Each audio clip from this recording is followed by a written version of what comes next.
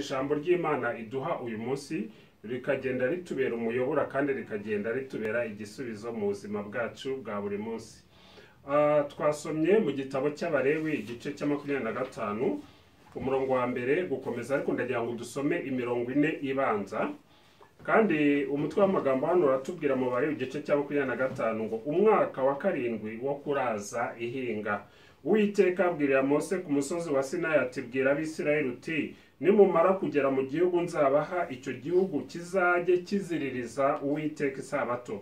Uzajye ubiba mu murima wawe mu myaka 6, kandi mu myaka 6 uzajye wanganya amahage y'imizabibu yawe kandi abarimo usarura imyaka yabyo. Ariko umwaka wa 7 uzajye uba isabato yo kuraza igihugu ihinga, yo kuziririzwa Uwiteka. Ntukawubibemo ku murima wawe, ntukawanganyemo amahage y'imizabibu yawe. Imana itugiriye neza kandi Imana ishimwe. Ijambo ry'uyu munsi ndetse isezerano tugiye gukomeza gutekerezaho muri iki cyumweru ni ijambo ry'Imana, ubutumwa bwiza buvuga umwaka w'ikiruhuko. Umwaka w'ikiruhuko, iki ni cyumweru duteranye dufite amashimwe menshi, nkuko buri wese abashije gutambutsa amashimwe imbere y'Imana y'ibyo yagiye dukorera muri iki cyumweru, kubera ko Imana iduha ijambo ryayo kugira ngo irisoze.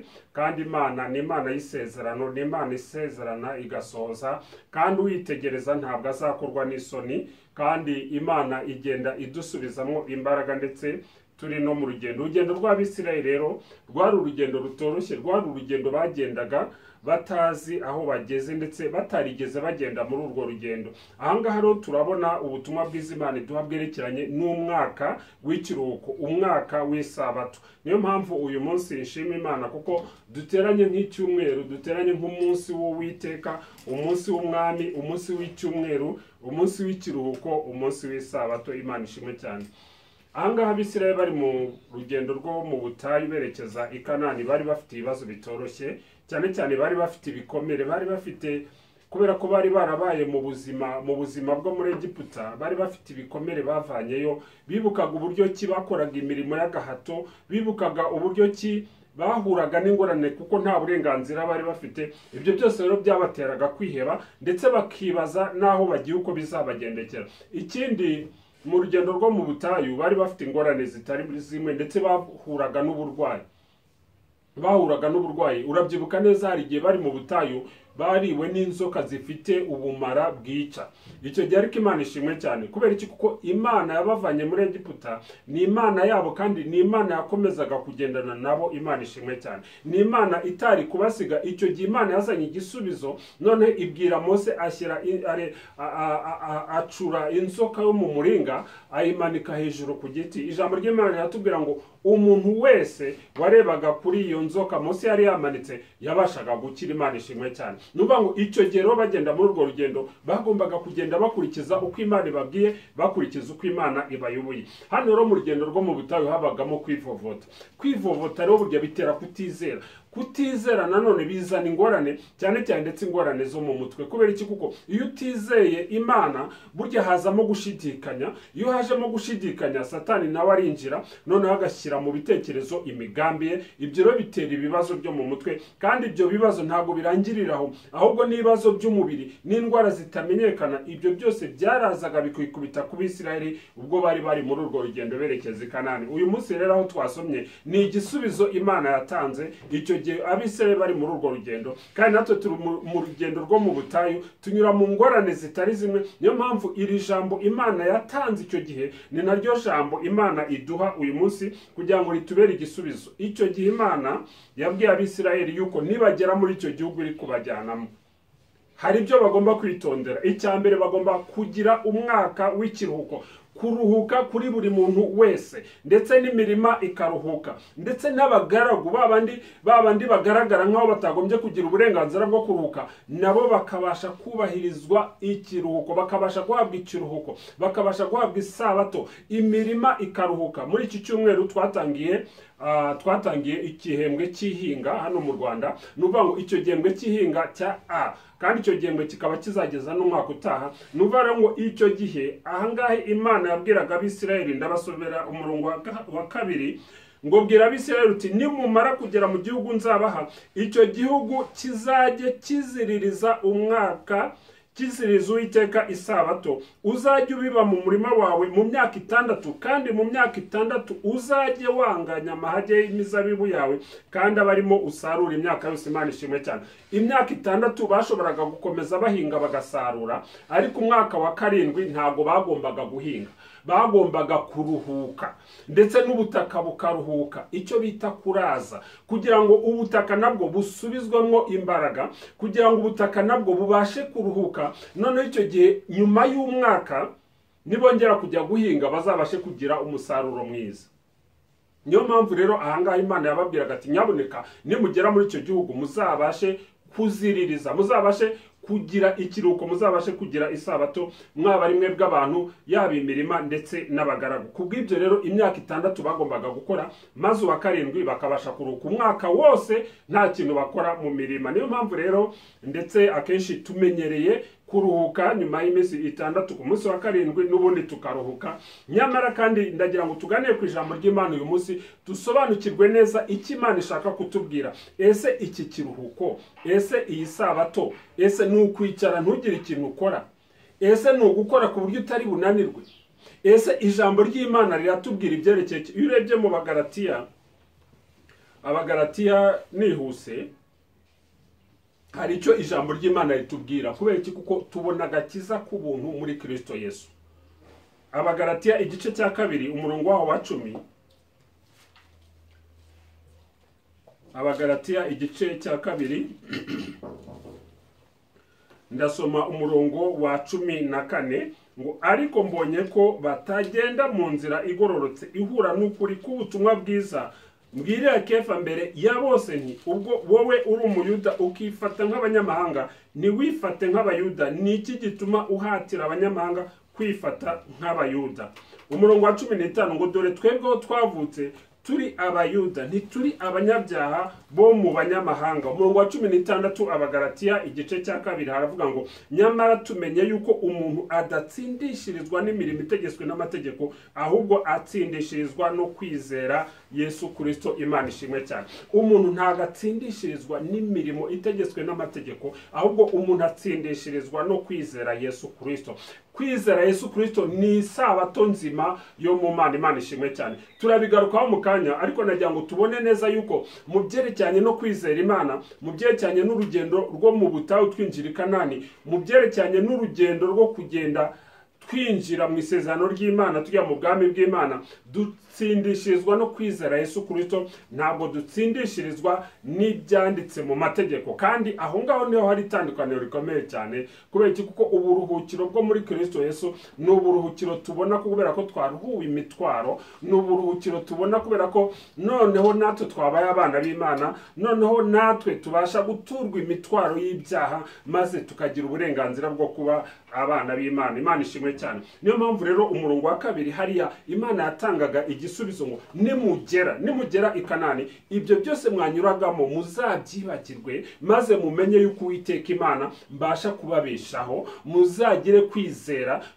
Imana ikubeshaho, wakoze kandi bibaye na ngombwa ukaruhuka, ukamenya ngo ya Mana iracyahari kandi ishoboye gukora. Niyo mpamvu rero Imana yabaga amabwiriza kugira ngo nanone nibagera i Kanani bazamenye uko bitwara. Reka dusobanukirwe uyu munsi wo kuruhuka, cyangwa se umwaka wo kuruhuka, icyo ijambo ry'Imana rishaka kutubwira. Icyambere ni uburyo bwo mu mwuka. Uburyo bwo mu mwuka mu Baheburayo igice cyaho, Abaheburayo igice cya 4 umurongo wa 1 haratubwira ngo nuko rero ubwo isezerano ryo kwinjira mu buruhukiro bwayo rikiriho, dutinye kugira ngo ahari hatagira uwo muri mwe wasa nkaho atarishyikira. Imana itugirire neza.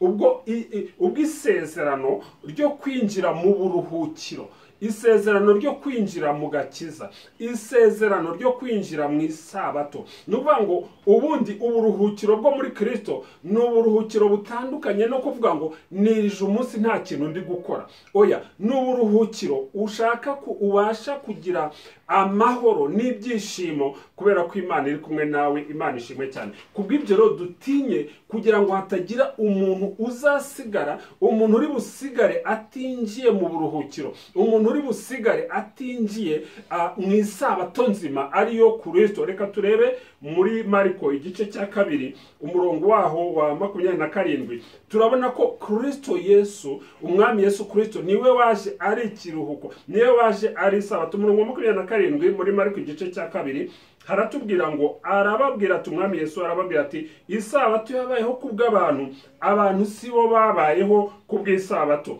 Umurongo wa 28, nicyo gituma umwana w'umuntu ari umwami w'isabato nayo. Imana ishimwe cyane. Nuvuga ngo muri Kristo Yesu, muri Matayo 11 umurongo wa 28, umwami Yesu aravuga ati, nuko mwese abarushye n'abaremerewe nimuze munsange ndabaruhura. Imana ishimwe cyane. Muze munsange ndabaha ikiruhuko, muze munsange murabasha kugira umwaka w'ikiruhuko, murabasha kugira umunsi w'ikiruhuko, murabasha kugira ubuzima bw'ikiruhuko, muturwe imitwaro. Imana ishimwe cyane. Kubw'ibyo rero umwaka w'ikiruhuko ni umwaka wo mu buryo bw'umwuka, umwaka winjira mu buruhukiro muri Yesu Kristo, ukumva noneho ibyawe arabigutwaje kandi ukumva uraruhutse. Imana ishimwe cyane. Niyo mpamvu rero Imana yakomezaga ibabwira ati, mu minsi yanyu yose, mu gihe cyanyu cyose cyo kubaho, muzibuke kuziririza, muzibuke kwizihiza iminsi mikuru, iminsi mikuru, umunsi mukuru wa Pasika, umunsi mukuru wa Pentekote, umunsi mukuru w'ihuriro ry'abera. Ibyo byose kugira ngo baziririze kandi bamenye neza yuko agakiza tukabona muri Yesu Kristo. Kubw'ibyo rero ikiruhuko cyangwa se isabato ni ubuntu bw'Imana, ni ubuntu bw'Imana, ndetse ni ubuntu tugirirwa n'Imana, kandi ibyo byose bikubiye mu isezerano ry'Imana, bikubiye mu isezerano ry'Imana. Kubw'ibyo rero uyu munsi ni ugutekereza yuko tugomba gushaka iby'umwuka. Haleluya. Tugomba gushaka iby'umwuka mbere yuko dushaka ibifatika. Bishatse kuvuga iki rero? Umunsi w'ikiruhuko ntabwo ari ukuvuga ngo ukore cyangwa we gukora, ucana umuriro cyangwa we gucana umuriro, ujye kure cyangwa ujye hafi. Oya, ahubwo ni umunsi dutekereza tukazirikana ya Mana yabanye natwe ikatwambutsa inyanja itukura, ya Mana yatuvanye mu maboko ya Farawo na Egiputa, ubwo n'igihe twatangiraga agakiza. Noneho tukazirikana twambuka inyanja itukura, aho twanyuze mu bitugerageza no mu bitugora, ndetse inzira yo mu butayu, Yorodani na Yeriko n'Abamaleki, izo ntambara zose kuzitekerezaho turi imbere y'Imana, icyo ni icyumweru. Haleluya. Tukatekereza agakiza ko muri Kristo, ubwo n'uburuhukiro bwo mu Mana. Kubw'ibyo dushake rero iby'umwuka aho kugira ngo tumaranire iby'umubiri gusa, kandi nanone igihe cyo gukora dukorane umwete. Kubera iki? Kuko igihe bagombaga gusarura iyi mirima ntago bagombaga gusarura ngo bamaremo imyaka yose. Reka nkubwire, simbizi neza kuko sinari mpari, ariko iki jambo ry'Imana ritubwira nuko iyo bajyaga gusarura ibisarurwa ibyituraga hasi byari bibujijwe kugira ngo babitoragure. Kubera iki rero? Kubera ko hari abakene babaga batabashije guhinga, hari abapfakazi, hari imfubyi, hari abanyamahanga. Abo bose bagombaga kuza bavuye inyuma, noneho bakagenda batoragura iyo myaka, nabo bakajyana mu mahema yabo. Imana ishimwe cyane kandi yahabwa icyubahiro. Bishatse kuvuga rero yuko Imana icyo ishaka kutwigisha ni ukugira ngo dutekereze ko Imana itwitayeho, ari Imana itumenya, ari Imana ibana natwe mu byo dukora. Kandi no mu gihe dusarura, nyabuneka tuzirikane na ba bandi nanone batabashije gusarura, kugira ngo nabo bagire ikiruhuko muri Kristo Yesu. Imana ishimwe cyane. Icya kabiri rero, hari uburyo bw'ahazaza. Uburyo bw'ahazaza. Umwami Yesu Kristo niwe mwami w'isabato. Ibyo byose rero babigendagamo kugira ngo n'ubundi bazirikane umwami Yesu uzaza akavuga ati, mwese abarushye n'abaremerewe, mwese abarushye n'abaremerewe, n'udafite ifeza nawe naze. Reka nkubwire ngo agakiza wenda iyo kaza kugurwa amafaranga, wenda abafite amafaranga menshi cyane nibo bari kubona agakiza. Iyo agakiza kaza kugirwa ahari kukabonesha kurwana, noneho utsinze undi akabasha kukakira, oya, ni ukuvuga ngo agakiza ni ukwemerera Yesu Kristo, noneho umutima wawe ukaba umutima utekanye, ukaba umutima ufite amahoro. Iyo ni isabato rero, icyo ni ikiruhuko. Uwo ni umunsi w'icyumwe, uwo ni umunsi w'umwami, umunsi umwami Yesu Yesu Kristo yazutseho. Uyu munsi dufite iteraniro kubera ko uyu munsi umwami Yesu yarazutse, ariho ni muzima. Haleluya. Niyo mpamvu rero icyo gihe iyo ufite iryo banga uri imbere y'Imana ubasha kugira iki? Icya gatatu, ubasha kugira imbaraga zo mu mwuka. Mu itorero rya mbere bagiraga imbaraga, kandi n'ubu itorero rya Kristo rifite imbaraga. Kubera iki? Kubera ibanga nk'iri ngiri ryo kuba imbere yayo, kubera ibanga nk'iri ngiri ry'iteraniro ryo kuramya no guhimbaza Imana. Ishimwe cyane. Ndasoma mu Byakozwe mu gice cya 2 umurongo wa 46 ngo kandi iminsi yose bakomezaga kujya mu rusengero n'umutima uhuye n'iwabo, bakamanyagura umutsima bakarya bishimye, bafite imitima itishama, bahimbaza Imana, bashimwa n'abantu bose, kandi uko bukeye umwami Imana ikabongerera abakizwa. Imana ishimwe cyane. Iminsi yose. Haleluya. Nuvuga ngo umwaka w'ikiruhuko, umunsi w'ikiruhuko, icyumweru cy'ikiruhuko, buri munsi ikiruhuko. Imana ishimwe cyane. Buri munsi kuba imbere y'Imana, buri munsi kugirana ubusabane n'Imana. Ntabwo ari ugutegereza ngo nyuma y'imyaka 6 nzabasha kuruhuka, reka nkore uko nshoboye nshakashakishe, maze imyaka 6 nishira, maze iminsi 6 nishira, ku munsi wa 7 nzajya imbere y'Imana gusenga. Oya, mu itorero rya mbere ngo kandi iminsi yose bakomezaga kujya mu rusengero n'umutima uhuye. Imana ishimwe cyane. Bene data bavandimwe, uyu munsi dufite umutima uhuye. Uyu munsi turi imbere y'Imana, turagomba kugira umutima uhuye, tugashimwa n'Imana, tugashimwa n'abantu. Abizeye Imana bakoreye Imana, abo bajyaga bashimwa n'Imana kandi bagashimwa n'abantu. Muri buku urugero nka Yosefu, nkunda kubaho urugero rwo kuko Yosefu ijambo ry'Imana ritubwira ngo yakoze imirimo ye neza, maze abamurebaga nubwo batizeraga baravuga bati tubonye yuko umwuka w'Imana ari muri we. Imana ishimwe cyane. Buri munsi rero nta gusiba kujya mu rusengero, buri munsi nta gusiba no gusenga mu rugo rwawe.